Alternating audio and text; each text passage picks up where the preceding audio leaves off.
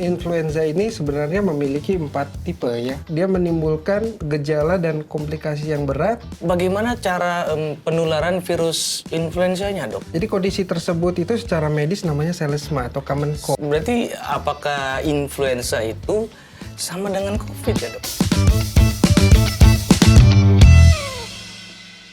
Halo, selamat datang di podcast Obrolan Asik, ruang ngobrol yang membahas kesehatan dengan cara ringan tapi penuh makna. Kali ini bersama saya Satya, kita bahas topik yang sering banget dianggap sepele ya teman-teman. Padahal bisa jadi serius banget, yaitu influenza. Banyak orang pikir flu itu cuma pilek biasa, padahal ada jenis influenza yang bisa menyebabkan komplikasi berat dan bahkan perlu perawatan di rumah sakit. Hari ini kita akan ngobrol bareng Dr. Iman Pradana, spesialis THT KL. Nah, apa kabar nih, Dok? Kabar baik, Sehat ya, Dok? Ya, sehat, alhamdulillah. Alhamdulillah. Mungkin mau sahabat-sahabat BC Live, Dok, yang lagi nonton di rumah. Halo sahabat BC Live semua. Oke ya, nanti kita akan membahas juga, Dok. Kita perlu bahas juga mulai dari gejala-gejala influenza ya, sampai penyebabnya, mungkin cara juga mencegahnya supaya kita nggak terjadi resiko komplikasi. Bahkan katanya juga sampai ada yang dirawat inap ya, Dok, ya, hanya karena influenza. Wow, menarik ya. Oke, kalau gitu kita mulai aja ya. Dok, sering dengar istilah flu dan influenza tuh dipakai bergantian. Padahal ternyata dua hal ini nggak sama loh. Banyak yang anggap influenza itu penyakit ringan. Padahal bisa berdampak cukup serius nih, Dok. Nah, apalagi kalau misalnya daya tahan tubuh kita tuh lagi kondisinya nggak fit atau turun banget gitu. Saya mau nanya nih, Dok. Sebenarnya apa sih yang dimaksud dengan influenza itu sendiri, Dok? Oke, jadi begini Mas Satya. Influenza itu merupakan penyakit menular saluran napas yang dapat menyerang saluran napas atas dan bawah yang disebabkan oleh virus influenza. Oh, jadi virus ya? Virus influenza. Jadi penyakit influenza ini sudah kita kenal dari lama sebenarnya dan sudah membuat masalah kesehatan masyarakat baik di dunia maupun di Indonesia saat ini. Ya, betul. Kita membagi secara dua garis besar. Ada yang kita kenal dengan flu pandemik. Yang mungkin kalau kita lihat sejarah itu terjadi pada tahun 1918 contohnya. Itu jenis-jenisnya influenza, Dok? Iya, saat itu salah satu strain yang menyebabkan pandemi. Dan ada lagi flu musiman.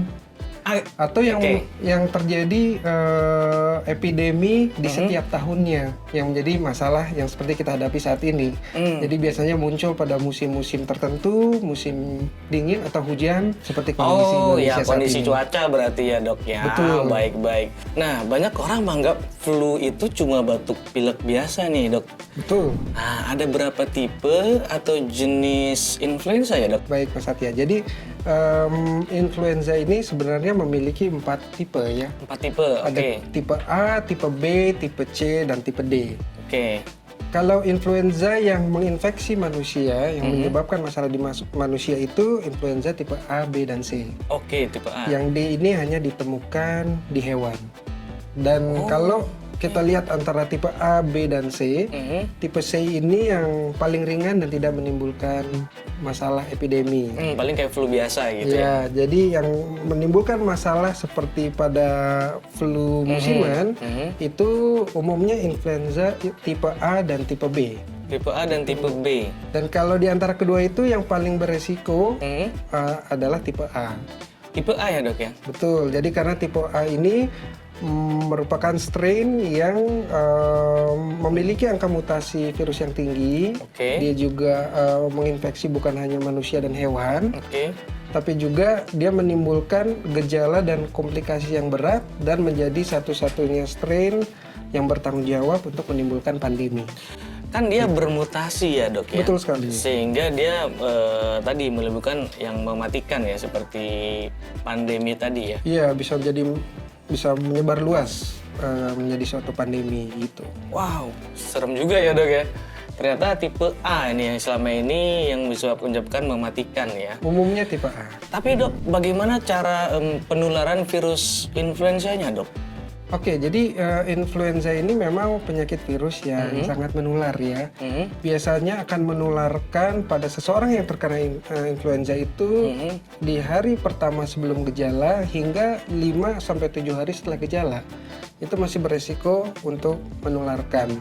Jadi penularan influenza ini terjadi secara kontak langsung terhadap droplet penderita influenza. Udara gitu, Dok? Tentu, jadi droplet yang keluar dari penderita influenza itu dia bisa bersirkulasi di udara dan terhirup oleh kita gitu. Oh itu. Jadi bisa saat penderita influenza ini lagi batuk, lagi bersin, atau bahkan berbicara gitu. Ada jarak mungkin, Dok, harus yang di... Jadi idealnya itu untuk menghindari kontak langsung ini sekitar 1 hingga 2 meter ya. Karena itu masih beresiko untuk menularkan. Yang kedua, selain dari kontak langsung juga akibat terkontaminasi atau kita menyentuh sesuatu yang sudah terkontaminasi dari virus influenza ke mulut, ke hidung ataupun ke mata gitu. Jadi itu juga akan mudah menularkan. Ternyata banyak juga ya cara penularannya ya, Dok ya? Iya gitu. Jadi makanya juga selalu dianjurkan untuk mencuci tangan, terutama habis memegang sesuatu yang dipakai bersama, misalnya seperti pintu masuk atau misalnya lift gitu.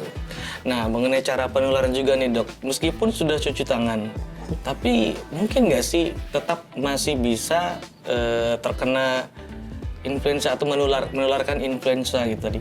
Oh tentu masih bisa beresiko kalau tentunya kita memiliki tadi imunitas yang kurang baik, imunitas kita lagi drop. Jadi akan secara umum kita akan mudah atau rentan terkena.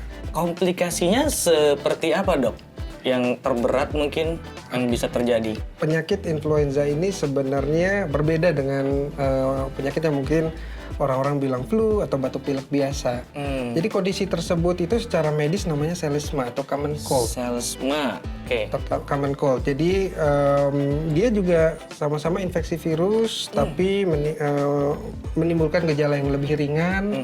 Umumnya dapat sembuh dalam 5-10 hari dan tentunya disebabkan oleh virus yang berbeda.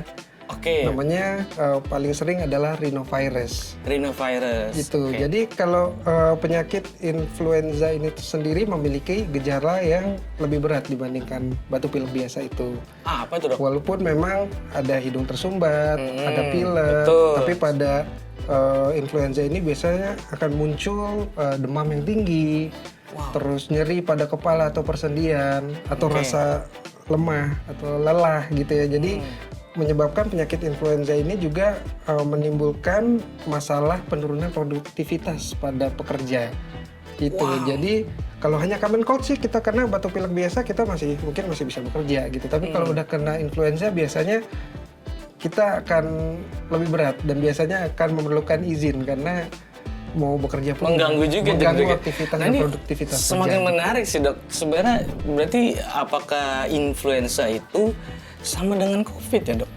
Nah, saya melanjutkan dari pertanyaan yang kedua mengenai tipe ya. Jadi tadi influenza itu berbeda dengan common cold. Ya, dan berbeda juga dengan COVID-19.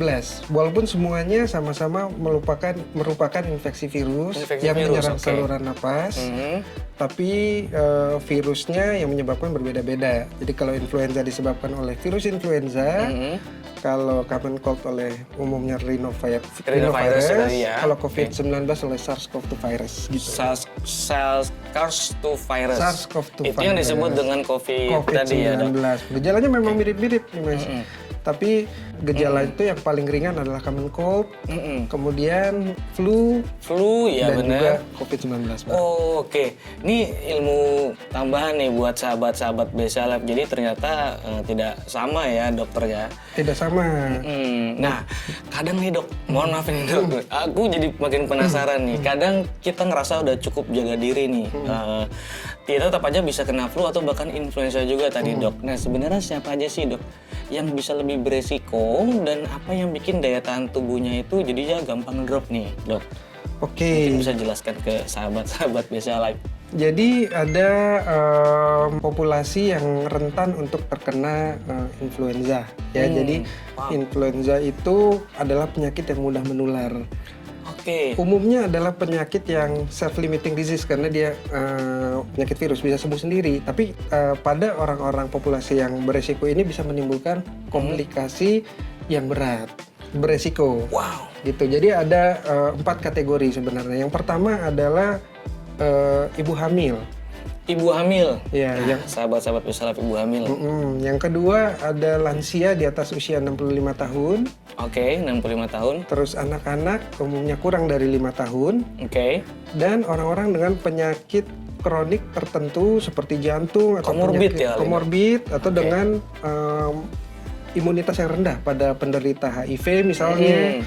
Ataupun orang yang sedang menjalankan proses kemoterapi, gitu, itu akan rentan gitu.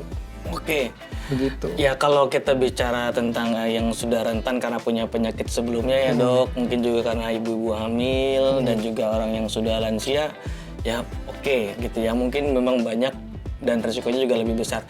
Saya ingin tahu dok, faktornya yang paling sering bikin orang itu gampang terpapar flu padahal nih dia mungkin masih usia produktif, masih sehat, ya masih sehat. Apa karena cuaca atau gaya hidupnya atau ada kondisi-kondisi medis tertentu nih dok selain komorbid tadi? Jadi semuanya itu berperan ya untuk menyebabkan kita mudah tertular influenza gitu. Jadi kalau kita berbicara masalah cuaca yang dingin atau seperti musim hujan sekarang ini, kita tendensi akan berkumpul di ruangan yang tertutup. Dan juga itu saja akan memudahkan penularan. Dan pada kondisi suhu dingin dan kelembapan yang rendah, virus influenza ini akan sangat berkembang secara optimal bisa. Jadi akan lebih mudah menginfeksi orang-orang gitu.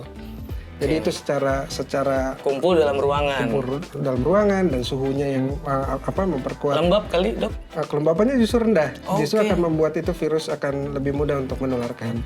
Terus yang kedua tadi mungkin gaya hidup ya. Ya tentunya kalau kita memiliki gaya hidup yang tidak baik, misalnya kita makan tidak teratur, stres ataupun juga tidur tidak cukup, ya imunitas kita akan drop dong dan mudah terkena infeksi influenza gitu. Tentu ditambah tadi komorbid yang lain. Itu ya, selain itu ya. Wow, berarti mungkin kalau di ruangan tertutup tadi kalau dokter bahas, mungkin perlu apa dok namanya dok yang purifier ya? Oh iya, itu bisa membantu ya? Adanya purifier, tapi pada prinsipnya adalah menjaga sirkulasi udara yang baik gitu. Peradangan bisa tersebar sampai ke paru, adanya retraksi otot-otot napas, jadi ototnya jadi terlihat saat kita bernapas, komplikasi yang menjadi berat ya. Bahkan kematian.